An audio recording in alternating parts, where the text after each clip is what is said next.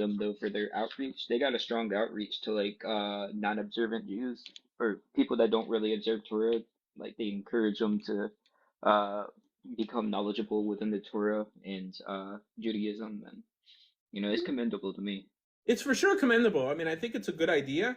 I think it becomes a bad idea when you limit it to blood. You Yeah, know, limited to, yeah, I know what you mean. so for sure, in terms of PR, it hurts us at the end. It's probably better that they didn't do outreach than to only single out a little sliver of humanity to do outreach for. Because what you're basically saying is that everyone else is not worth bringing in. There's an episode of Seinfeld where there's these cult carpet cleaners who go around and they clean your carpet for free, but they try to brainwash you to enter their cult. So George Costanza like uses their services, but they never try to convert him. And then he's like, "What?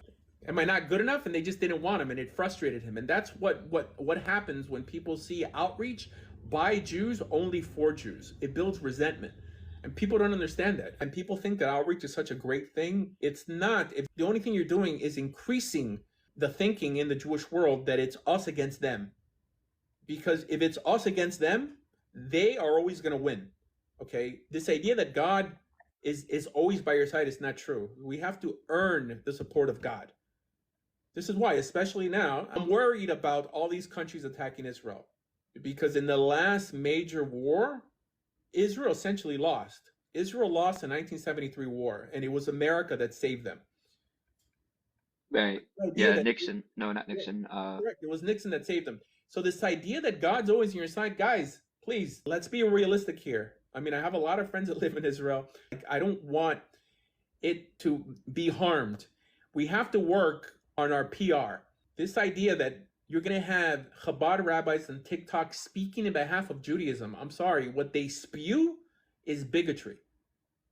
Chabad, what they spew online, whenever someone goes on any platform and says, "I'm only here to speak to the Jews," and this is even Toby Singer says this, "I'm not here Right. to give a message over to the Gentiles, but I'm willing to insult and disrespect your prophet and your Messiah, all right? But I'm not going to offer you the courtesy to join my movement."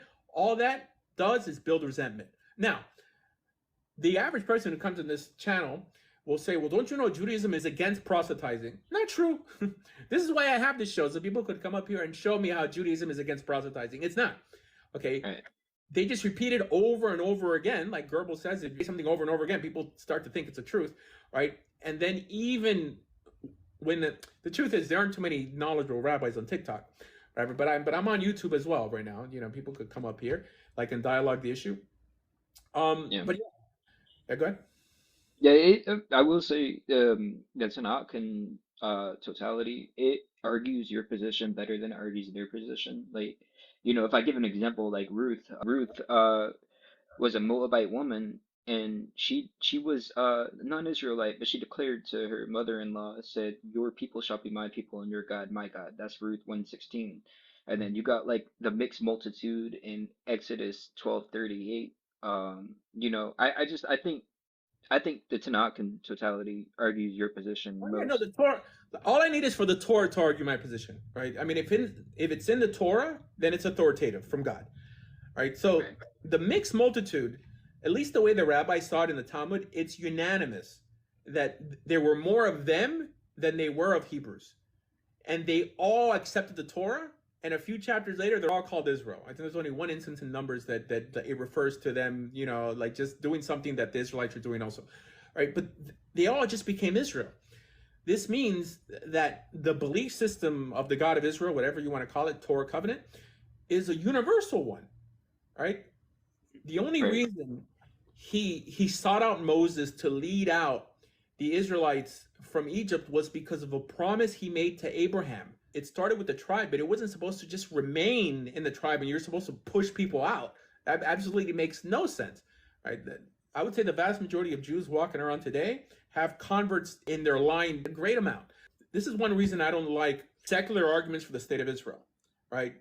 Done like off the back of the Torah, like when they start claiming we're indigenous and these aren't religious arguments, they're completely secular ones. Because according to the Torah, it doesn't matter who your descendant is.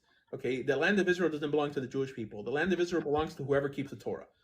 Right. Okay, So saying that I'm indigenous, this and that, in some way waters down the whole notion that the Jewish people are essentially a mixed group that share or are supposed to share a specific philosophy.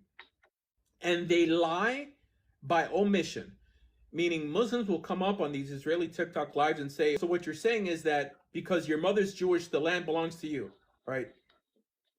Right. And then they stay quiet. The Israelis will stay quiet instead of saying, yeah, no, it's true. If, according to Jewish law, if your mother's Jewish, you're Jewish. But also if you convert, why don't they add that? Because they're scared to say, you're all just a bunch of converts then. You have to be willing for them to say that. If not, you're trampling on the idea of conversion. And then even if that was the claim made, their response should be, according to the Torah, if you believe, like the Torah expects you to believe, the land is yours also. But they don't take it that far.